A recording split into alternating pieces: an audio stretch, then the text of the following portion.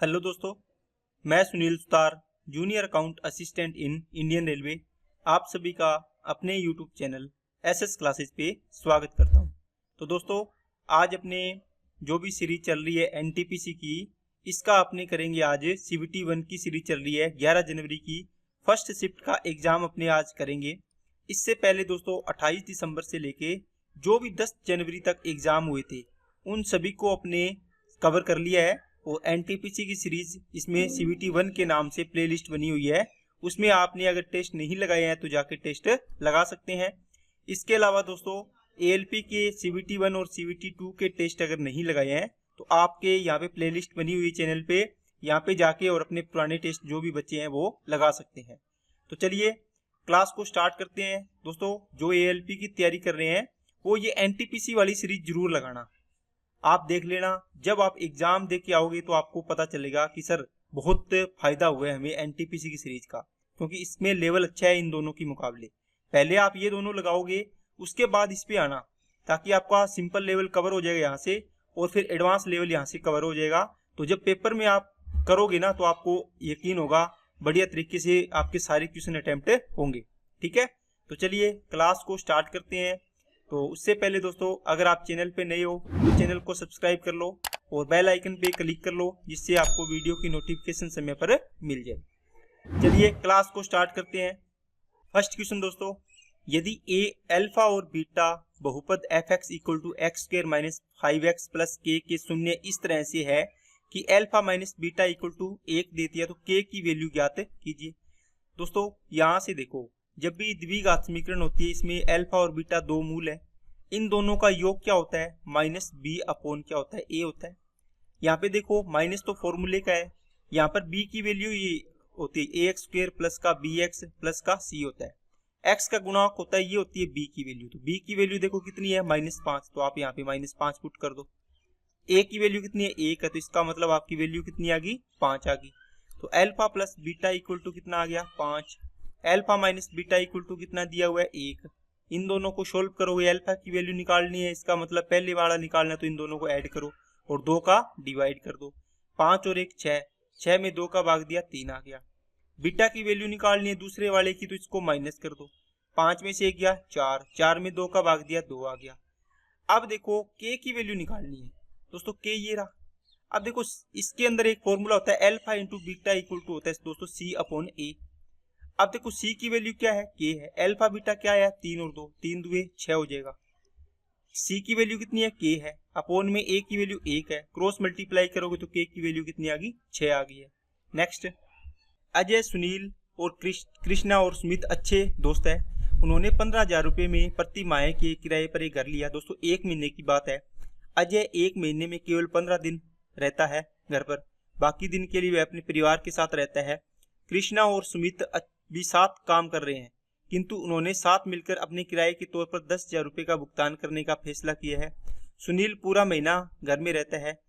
यदि अजय और सुनील उन दिनों की संख्या पर किराया भुगतान करने का फैसला करते हैं जितने दिन वे इस घर में रहते हैं, तो किराए में अजय, सुनील, सुमित एवं कृष्णा की हिस्सेदारी क्रमशः कितनी होगी। दोस्तों अब इसमें क्या दिया हुआ है, अजय दिया हुआ है। अजय और किसने साथ मिलकर दिए दोस्तों, कृष्णा और सुमित ने 10,000 रुपये दिए। कृष्णा प्लस सुमित इन्होंने कितने दिए 10,000 रुपये दिए दोनों ने टोटल मिलाकर। अब इनके आधे आधे हो जाएंगे 5-5 हजार रुपये, क्योंकि ये जितने दिन साथ साथ काम किए तो बराबर दिन काम किया होगा या साथ रहे होंगे। अब देखो अजय बच गया और कौन बच गया, कृष्णा बच गया। इसने किया है क्या कि ये 15 दिन तक रहता है, और कृष्णा का कितना दिन दिया हुआ है, अजय 1 महीने में 15 दिन रहता है, सुनील पूरा महीना इसी घर में रहता है। दोस्तों यहाँ पे सुनील आएगा क्योंकि कृष्णा तो उसके साथ है। ये पूरा महीना मतलब 30 दिन, इनके दिनों का रेशो 1 अनुपात कितना आ गया 2। इसने बोला है कि जो पैसे इन्होंने दिए हैं वो इनके दिनों के अनुपात में दिए हैं, जितने दिन रहे हैं उतने। अब देखो 15,000 टोटल थे, इसमें से 10 दे दिए, कितने बचे 5, तो 5,000 का देखो 2 और 1 3 पार्ट की वैल्यू हो जाएगी दोस्तों 5,000। एक की वैल्यू कितनी आएगी 5,000 अपॉन कितना आ गया दोस्तों 3 आ गया। इसकी तो वैल्यू आ गई 5,000 अपॉन कितना आ गया 3 आ गया। इसकी 10,000 अपॉन कितना आ जाएगा 3 आ जाएगा। अब इन दोनों ने 5-5 हजार रुपये दिए, इसका 5,000 और इसका भी कितना आ गया 5,000 आ गया। इसको अलग लिख लेते हैं यहाँ पे, ये कृष्णा हो गया, ये सुमित हो गया और ये क्यों ना हो जाएगा सुनील है ही। अब देखो इनका रेशियो 5, इसको काटोगे 2 आ गया, इसको 5 एकम 5, 5 एकम 5, इसका कितना आया 1/3, ये 2/3, ये 1:1 दोनों 1:1 आ गया। अब देखो दोस्तों इसको ऑप्शन से मैच करवाना है, या तो आप इसको पहले पूरा रेशियो बना लो 3 से गुणा करके, फिर इसमें देखो 9 का गुणा करोगे तो आपका ऑटोमेटिक ये बन जाएगा, समझ गए।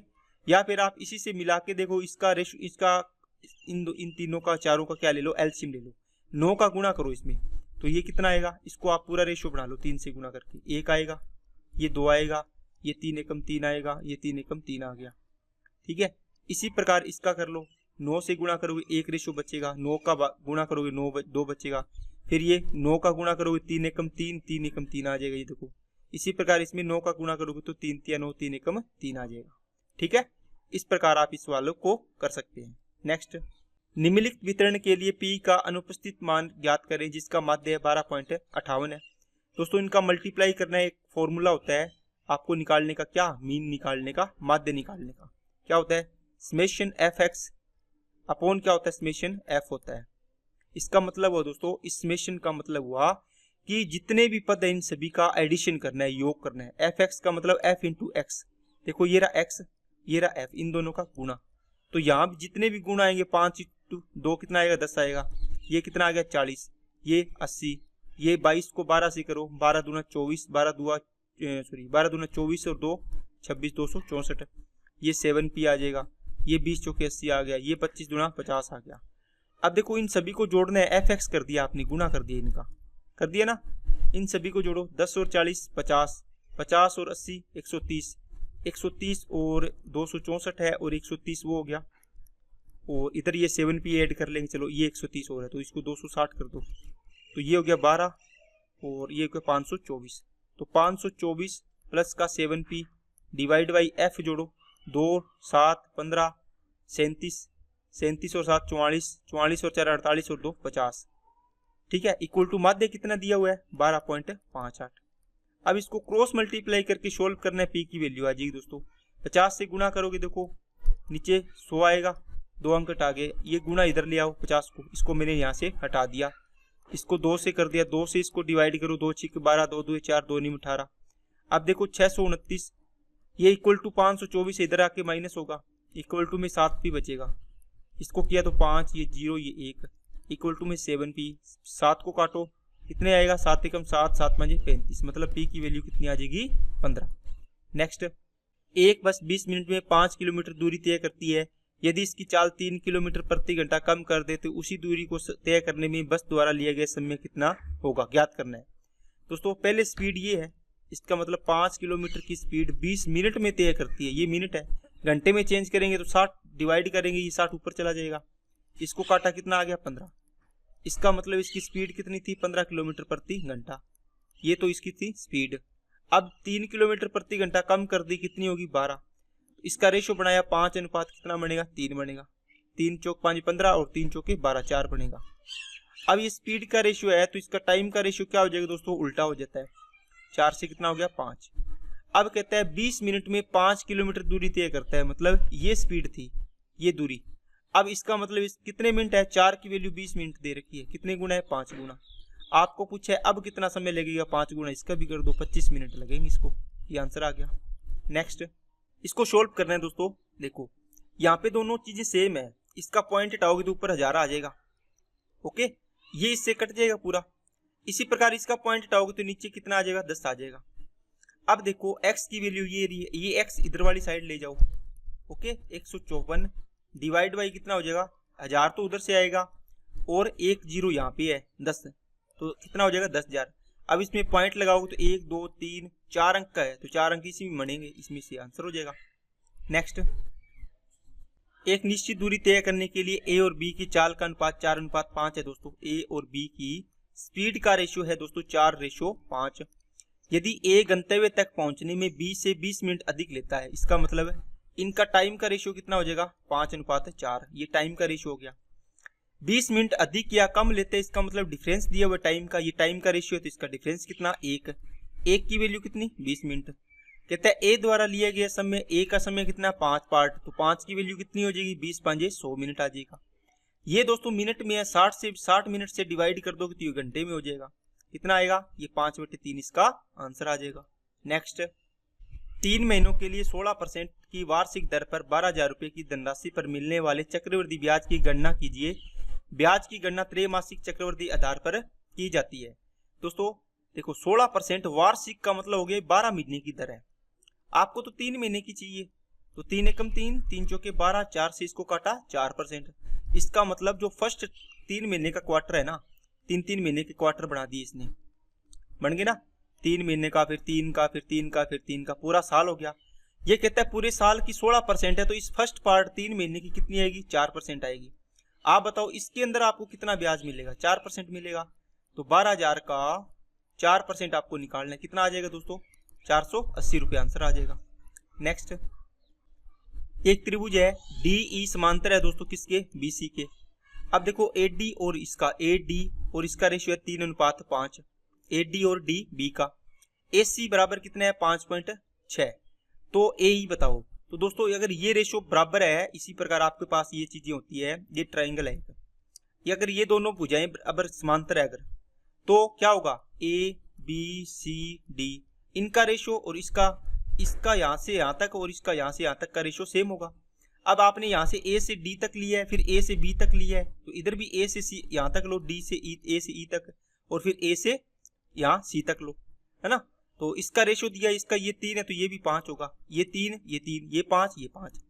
अब देखो 3 और 5 8, तो यहाँ से यहाँ तक की वैल्यू टोटल होगी 8 रेशियो, 8 की वैल्यू 5.6 होगी, कितना गुना होगी, 0.7। आपको पूछे AE कितना है, 3 पार्ट, तो 3 की वैल्यू कितनी आएगी दोस्तों, 0.7 गुना कर दो, 7 या 21 मतलब 2.1 इसका आंसर आ जाएगा। नेक्स्ट दोस्तों, फ्रैक्शन का HCF पूछा है, तो दोस्तों फ्रैक्शन होता है उसका अगर HCF पूछा है तो क्या करोगे, ऊपर आएगा HCF और नीचे क्या आएगा, LCM आएगा, है ना। तो ऊपर वालों का HCF कितना आएगा, 2, 4, 8, 10 का, तो सभी में 2 कॉमन है तो 2 आ जाएगा इसका HCF। और नीचे वालों का LCM लेना होता है, तो क्या आएगा, इन सभी का मल्टीप्लाई है क्या, नहीं है, 3, 9, 15 और 21 का LCM लेना है। सबसे बड़ी संख्या 21, 3 का देखो 3 7 21, 3 तो है इसमें, 9 में देखो 9 का डिवाइड करोगे 21 में, 3 3 9, 3 7 21, 3 रह जाता है नीचे, इसका मतलब 3 का गुना कर दो। अब देखो 21 इंटू 3 में 15 का डिवाइड करके देखो, 3 5 15, 3 से इसको काट दिया, 5 रह गया तो इसको 5 से गुना कर दो, इसका मतलब ये इसका आपका LCM हो जाएगा। 15 2 30 और 15 एकम 15, तो 315 आ गया, तो 315 नीचे आ जाएगा, तो 2/315 इसका आंसर आ गया है। नेक्स्ट दोस्तों, इसको सोल्व करेंगे तो इसमें आपको क्या करना पड़ेगा, देखो 1/4 है तो ये 0.25 हो जाएगा, 0.25। 1 क्या आएगा, 4 5 20 आएगा, इसका कितना आएगा, तो 20, 0.05 आ जाएगा, 20 5 100 हो गया, तो ये 0.05 यहाँ कर दो। अब 1/4 5 20 और 20 ठीक 120 हो गया, 1/120 हो गया। ओके, अब इसको क्या करोगे, इसको करोगे तो ये कितना आएगा, तो ये आएगा 0.008, ठीक है। इसको सोल्व करोगे तो 0.008 आ गया। अब जोड़ो इसको, 8 आ गया, 5 और 5 10 हो गया, 2 और 1 कितना हो गया, 3 हो गया, ये पॉइंट आ गया। तो देखो दोस्तों 0 के आगे वाली संख्या 8 5 से बड़ी है, तो ये 3 1 ही लिख सकते हैं इसको, तो 0.31 इसका आंसर आ जाएगा। नेक्स्ट, 16 कोट A बराबर 12 है, तो sine A plus cos A upon sine A minus cos A पूछा है। दोस्तों इसको दो तरीके से कर सकते हो, कोट A इक्वल टू कितना आ जाएगा दोस्तों, देखो 4 चौके 16 और 4 तिया 12, तो 3 अपॉन कितना आ गया, 4 आ गया। ओके, अब यहाँ से कोट A की वैल्यू निकाल ली, इसको भी कोट बना लो, तो इसमें कोस का डिवाइड करेंगे या साइन का, तो आप बोलोगे सर साइन का डिवाइड कर देंगे, तो साइन A ऊपर से कॉमन ले लो, है ना, और नीचे भी साइन A कॉमन ले लो, क्या आएगा, 1 प्लस यहाँ पर बचेगा दोस्तों कोट A, और नीचे क्या आएगा, 1 माइनस कोट A आएगा, सीधा सा हो गया, ये साइन से साइन कट गया। अब देखो 1 प्लस 3/4 और 1 माइनस 3/4 करो, इसका आंसर आ जाएगा, कितना आएगा दोस्तों, 4 और 3 7/4 आ गया, और ये 1/4 आ जाएगा, 4 से 4 कैंसिल हो गया, 7 वैल्यू आ जाएगी। या फिर आप क्या करो, कोस को क्या लिखो, कोट को क्या लिखो, कोस A बटे साइन A लिखो, इक्वल टू आ जाएगा 3/4 आ जाएगा। अब देखो कोस A की वैल्यू 3 और साइन A की वैल्यू 4 है, इसमें वैल्यू पुट करो, 4 प्लस 3 बटे में 4 माइनस 3, तो 7/1 इसका आंसर है, मतलब 7 आंसर आ जाएगा। जैसा तरीका अच्छा लगे वो आप कर सकते हैं। नेक्स्ट, दिए गए विकल्पों में जो इससे डिवाइड पूर्ण रूप से विभाजित करेगी इस संख्या को। दोस्तों इस प्रकार के सवाल आए उसमें आप क्या किया करो, सबसे छोटी पावर ही कॉमन आती है, 3 की पावर 61 कॉमन लिया, यहाँ बचेगा 1, यहाँ पे 3 की पावर 1 बचेगा, फिर 3 की पावर 2, फिर 3 की पावर 3। अब देखो इसको सोल्व करो, 3 की पावर 61 इंटू 3 की पावर 3 27, ये कितना हो गया 9, फिर 3 फिर 1, तो 9 और 1 10 37 और 3 40 हो गया, तो ये आ गया 40। 40 को आप तोड़ के लिख लो, इसमें 2 इंटू 2, 2 की पावर 2 इंटू आ जाएगा दोस्तों 5, 2 की पावर 3 इंटू 5 आ जाएगा। दोबारा लिख देता हूँ, 2 की पावर 3 इंटू कितना आ जाएगा 5। अब देखो 25 से डिवाइड है क्या, ये नहीं होगी, क्यों, क्योंकि देखो 5 की पावर 1 इसमें तो 5 की पावर 2 चाहिए, तो इसमें तो ये आंसर नहीं होगा। इसमें 2 की पावर देखो कितनी है 4 है, लेकिन इसमें तो 3 ही पावर है, नीचे फिर 2 बच जाएगा, ये 11 तो आया नहीं, तो ये नहीं होगा। इसका मतलब ये इसका आंसर हो जाएगा, क्योंकि 3 चाहिए, 2 चाहिए और 5 चाहिए, 3 इसमें से ले लिया, 1 इसमें से 2 1 आ जाएगा, ये 5 आ जाएगा, 3 2 6 5 30 से पूरा पूरा डिवाइड हो जाएगा। नेक्स्ट, महेश ने अपने स्टॉक का 3/4 हिस्सा 20% लाभ पर और शेष स्टॉक 15% के लाभ पर बेचा, कुल लाभ का प्रतिशत ज्ञात कीजिए। दोस्तों 20% 15% ये दोनों प्रॉफिट है ना। अब इसमें देखो 3/4 हिस्सा, इसका मतलब टोटल 4 वस्तुएं थी, इसमें से 3 वस्तु ये है और 1 वस्तु ये बच गई। ओके, अब कहता है इसका ओवरऑल बताओ मेरे को कितना परसेंट हुआ, तो इसमें एलिगेशन लगा सकते हो आप। इसका रेशियो क्या आएगा, 3 अनुपात कितना आ गया दोस्तों 1, ये जो रेशियो होता है ये यहाँ आता है। अब देखो इसका टोटल, इसका प्लस और इनके डिफरेंस के इक्वल होता है, कितना डिफरेंस है 5, इनका डिफरेंस कितना है 4, तो 4 की वैल्यू कितनी आएगी 5%, 1 की वैल्यू कितनी आएगी 5/4%। आपको 3 की चाहिए तो 3 से गुणा कर दो, इसको 3 से कर दिया तो 3 की वैल्यू बन जाएगी 5 दिए 15/4%। 15/4 का मतलब क्या हो गया, 4 दिए 12 और 3 4 7 28, 2 4 5 20, 3.75, तो 3.75% आ गया इसका। ये निकालने की जरूरत नहीं है। अब देखो जो अगर कम है, इसके सामने कम है तो कम में तो ये जुड़ेगा, अगर ज्यादा वाला होगा तो जो घट जाएगा। अगर ये निकालते तो ये को 20 बड़ा इससे, इसमें से ये माइनस करते, इसमें ये प्लस करेंगे, तो 15 और 3 18.75 इसका परसेंटेज आंसर आ जाएगा। लगभग में पूछा तो 19% इसका आंसर आ जाएगा। एक ट्रिक का दोस्तों 20%, 15%, इसका रेशियो दिया हुआ दोस्तों 3 और 1। अब इसको गुणा करो, 30 दुए 60%, 15 एकम 15%, इन दोनों को ऐड कर लो, टोटल क्वांटिटी कितनी है 4, 4 से डिवाइड कर दो, आपका आंसर आ जाएगा। Next, x equal to r sine a cos c, y equal to r sine a sine c और z equal to r cos a, तो x square plus y square plus z square का मान ज्ञात कीजिए। दोस्तों x square की value निकालो, यहाँ से क्या आएगा are square sine square A, ठीक है। इसको मैं शॉर्ट में लिख देता हूँ दोस्तों ताकि आपके टाइम बचेगा। देखो s का मतलब साइन स्क्र, इंटू में c का मतलब कोस स्क्र c। चलो इसको पूरा ही लिखना पड़ेगा क्योंकि कोण अलग अलग है दोस्तों, कंफ्यूज हो जाओगे आप। Sign square a cos square c, इसी प्रकार वाई स्क्र की वैल्यू क्या आएगी दोस्तों r square sine square a और साइन स्क्र c आ जाएगा। जेड स्क्र की वैल्यू कितनी आएगी r square cos square a आ जाएगा। तीनों को ऐड करना है, जोड़ दो, इधर वाली साइड क्या आ जाएगा x square plus y square plus z square आ गया। यहाँ देखो r square sine square a plus sorry cos square, ये मल्टीप्लाई में है दोस्तों c है, plus r square sine square a, ये साइन स्क्र c आ गया, प्लस का r square cos square a आ गया। अब दोस्तों इसमें क्या करोगे, आर स्क्र और साइन स्क्र कॉमन आ रहा है, देखो आर स्क्र a और sine square a, r square sine square a common ले लो, इसमें से अंदर क्या बचेगा कोस स्क्र c प्लस क्या बचेगा साइन स्क्र c बचेगा, ठीक है। प्लस के अंदर क्या है r square cos square a आ जाएगा। बस सोल्व भी करना है और कुछ भी नहीं है। इसकी वैल्यू कितनी होती है 1, तो r square sine square a हो गया, इसकी वैल्यू 1 है तो 1 ही आएगा, प्लस का क्या आ गया r square cos square a हो गया। आर स्क्र इसमें से कॉमन ले लो, sine square theta plus cos square theta 1 आएगा इसकी वैल्यू, तो आर स्क्र इसका आंसर आ जाएगा।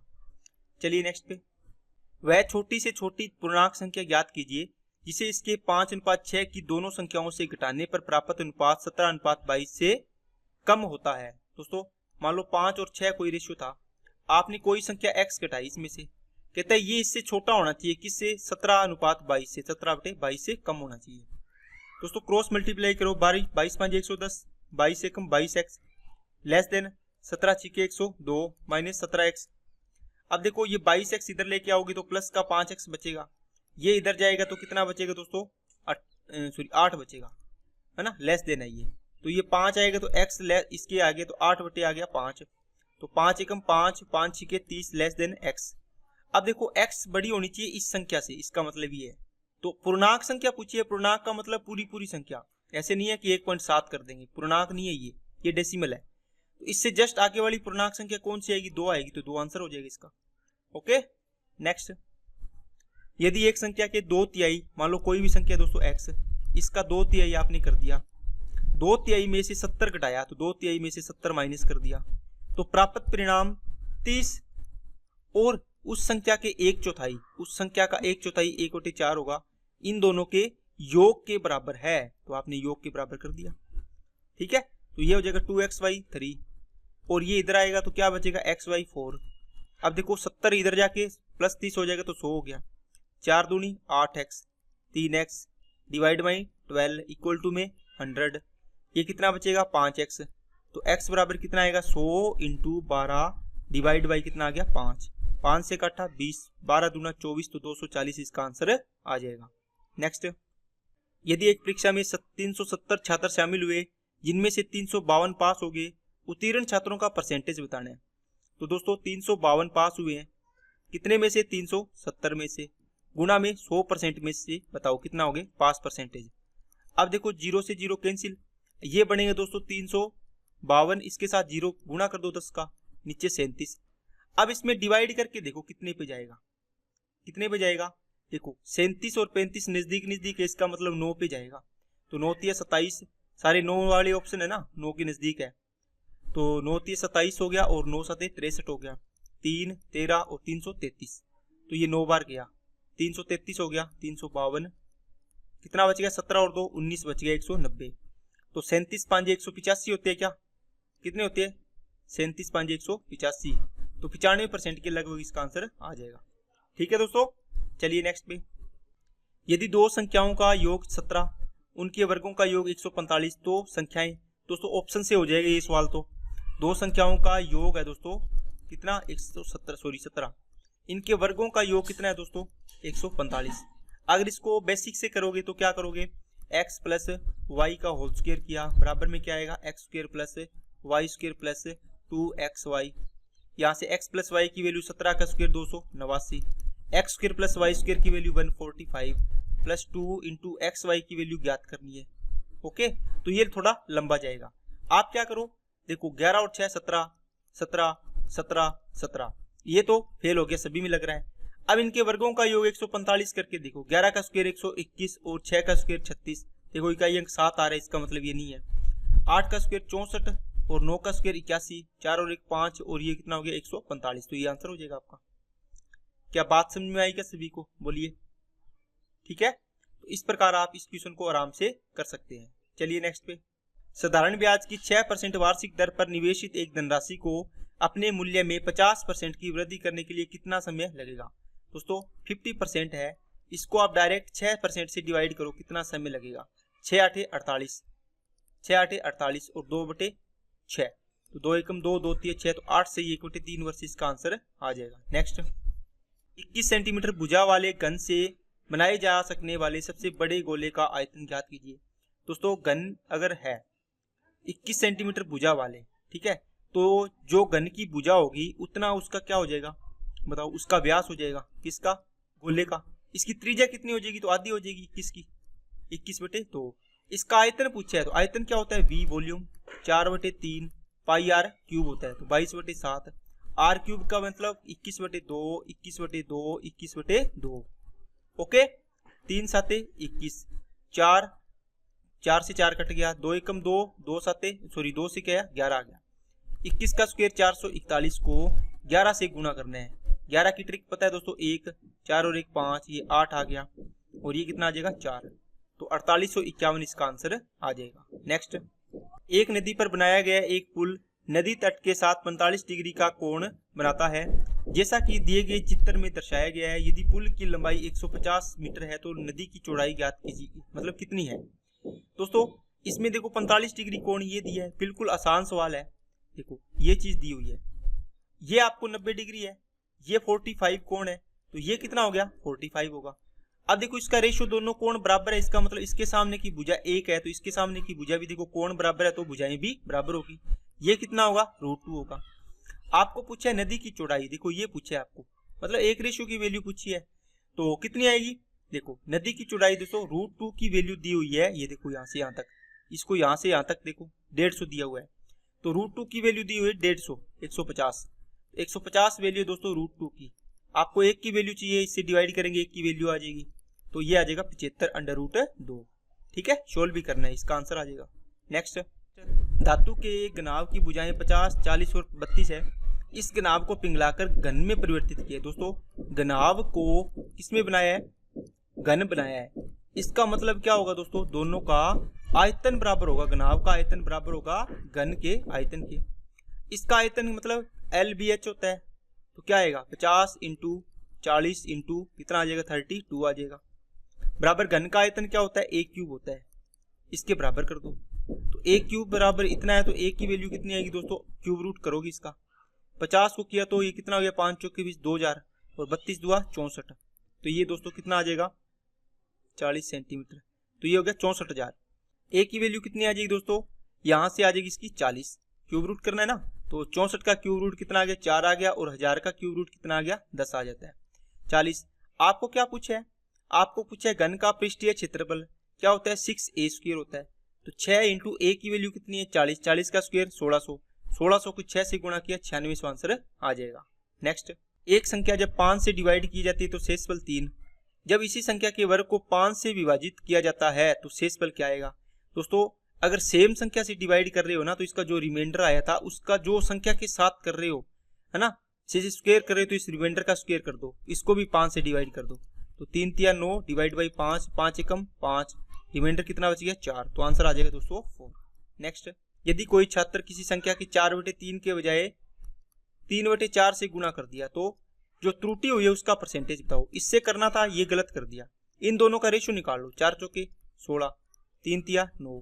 देखो 16 से गुणा करना था, 9 से किया, तो कितने से कितनी त्रुटि होगी 7 की, किससे 16 से, गुणा में 100 में से बताओ कितने परसेंट हुई, परसेंट के लिए 100 लगाते हैं, तो 700 डिवाइड बाई आ गया दोस्तों 16%, 16 से इसको किया 16 × 4 = 64 और 6 बच गया, 16 × 3 = 48 है ना, तो 43 का मतलब हो गया 44% के लगभग आंसर आएगा, लगभग में आएगा ये आंसर आ जाएगा।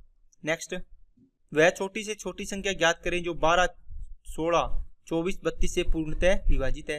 दोस्तों एलसीएम ज्ञात करना है। ओके, अब इनसे ज्ञात करना है तो सबसे छोटी संख्या देखनी है, सबसे छोटी संख्या इसको चेक करोगे तो इसमें देखो 12 का जाएगा, 16 का नहीं जाएगा, तो ये कैंसिल होगी। सबसे इससे बड़ी संख्या कौन आएगी 90, 90 में किसका जाएगा, किसी का नहीं जाएगा, तो ये वैसी होगी। इसके बाद 96 आएगी सबसे छोटी संख्या है ना, 12 का जाएगा, 16 × 6 = 96, 24 × 6 = 96, 32 × 3 = 96, इसका मतलब ये आंसर हो जाएगा। चलिए नेक्स्ट पे, वह समीकरण 2x यदि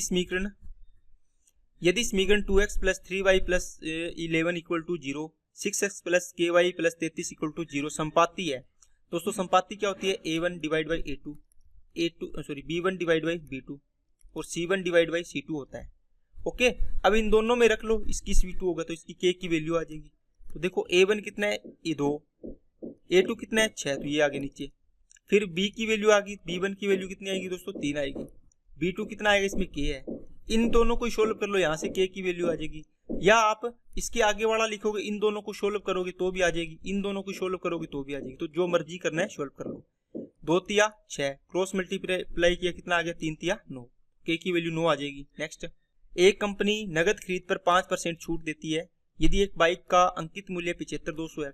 दोस्तों नगद खरीदेगा तो 5% छूट है, इसका 5% निकाल के माइनस कर दो, 5% की फ्रैक्शन वैल्यू कितनी होती है दोस्तों बताओ, 1/20, इसका मतलब 20 पर 1 की छूट, तो कितने में बेचेगा 19/20 में, 0 से 0 कट गया, 2 से काट दो इसको, 2 से कटा 37 और 2 × 6 = 12, 0, 19 0 0, 19 × 6 = 114 और कितना बच गया 11, 19 7 133 और 11 144, इसका मतलब 14 बच गया, 19 3 57 और ये हो गया 171, तो 71440 इसका आंसर आ जाएगा। नेक्स्ट, वह छोटी से छोटी संख्या ज्ञात करे जिसे 720 को गुणा करने पर गुणनफल एक पूर्ण वर्ग हो जाए।